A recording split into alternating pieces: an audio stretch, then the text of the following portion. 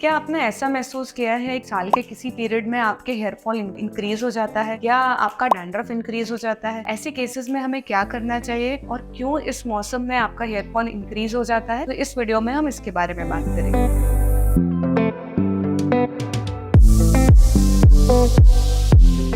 Hello everyone, I am Dr. Racha Sanmukhani, dermatologist, cosmetologist and hair transplant surgeon at Hair Free and Hair Grow and Labat Center. जब भी monsoon आता है तो आपने देखा होगा कि आपका हेयर फॉल इंक्रीज हो जाता है या बहुत सारे ऐसे पेशेंट्स हैं जो हेयर फॉल की कंप्लेन लेके इस मौसम में आते हैं। तो ऐसा क्यों होता है? मानसून के मौसम में ह्यूमिडिटी जो रहती है, जो ये मॉइस्चर का कंटेंट रहता है एयर में, वो बढ़ जाता है। इसके कारण जो भी पर्सन ऐसा है जिसका स्कैल्प ऑयली है या डैंड्रफ प्रोन है तो उसमें डैंड्रफ इंक्रीज होने के चांसेस बढ़ जाए। जब भी आपका डैंड्रफ इंक्रीज होगा तो आपके स्कैल्प में इन्फ्लेमेशन क्रिएट होगा। इन्फ्लेमेशन मतलब जो स्कैल्प है आपका वो नॉर्मल स्कैल्प नहीं रह जाएगा, रेडनेस हो जाएगी, उसमें इचिंग हो जाएगी, आपकी बॉडी रिएक्ट करेगी और इन टर्न जो आपके इसका इफेक्ट है वो आपके हेयर रूट्स पे पड़ेगा और आपके हेयर फॉल इंक्रीज हो जाएगा। आपके हेयर फॉलिंग स्टेज में ट्रिगर हो जाएगा। तो इसके कारण आपका हेयर फॉल इस सीजन में बढ़ जाता है। तो इसके लिए आप क्या क्या चीजें कर सकते हैं? तो first, if you have an oily scalp या आपका डैंड्रफ प्रोन स्कैल्प है तो आप एंटी डैंड्रफ शैम्पू यूज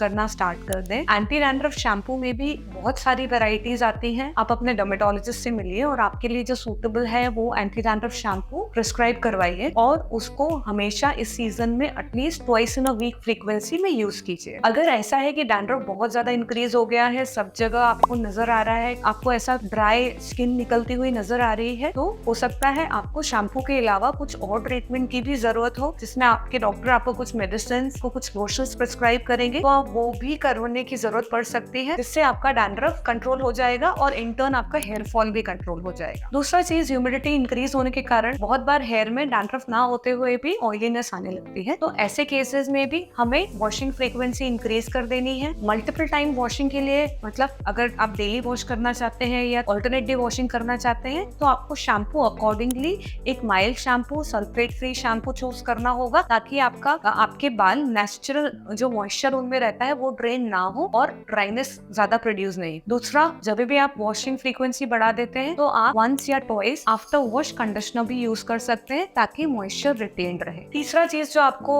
ध्यान में रखना है, तो अगर आपको ऑलरेडी आप हेयर फॉल एक्सपीरियंस कर रहे हैं, स्टाइलिंग प्रोडक्ट्स कम यूज करना स्टार्ट कर देना है। You should avoid putting hair wax, hair sprays. Moreover बहुत सारे पेशेंट्स में मैंने ऐसा देखा है कि ड्राइनेस कंसिडर करते हैं कि जो डैंड्रफ निकल रहा है वो स्कैल्प का ड्राइनेस है और ओवर ऑयलिंग करना चालू कर देते हैं। तो अगेन ये डैंड्रफ आपके ऑयल के कारण ही हुआ है स्कैल्प में, तो आपको ऑयल नहीं ज्यादा यूज करना है। ऑयलिंग वॉशिंग के पहले यूज कर सकते हैं या ओवरनाइट यूज कर सकते हैं और नेक्स्ट डे वॉश कर ले। ऑयल को लगा के ना रखें, इससे आपका डैंड्रफ इंक्रीज होगा and again hair fall increase हो जाएगा। तो you should avoid going for parlour procedures. जैसे अगर आपको हेयर फॉल हुआ है तो आपको straightening, keratin treatment, cysteine treatments, hair botox, ये सारे प्रोसीजर्स अवॉइड करने हैं। पहले आपको आपका हेयर फॉल, डैंड्रफ, ये सब कंट्रोल करना है एंड उसके बाद अगर आप स्टाइलिंग के लिए इन प्रोसीजर्स में जाना चाहते हैं तो जा सकते हैं। सो आई होप ये वीडियो काफी इंफॉर्मेटिव रहा होगा आपके लिए, क्योंकि ये सीजन है हेयर फॉल का और ये सीजन में डैंड्रफ भी काफी इंक्रीज हो जाता है। इससे रिलेटेड आप कोई भी इंफॉर्मेशन चाहते हैं या आपके मन में कोई भी डाउट्स है तो आप कमेंट सेक्शन में लिख के पूछ सकते हैं। See you in next video. Thank you.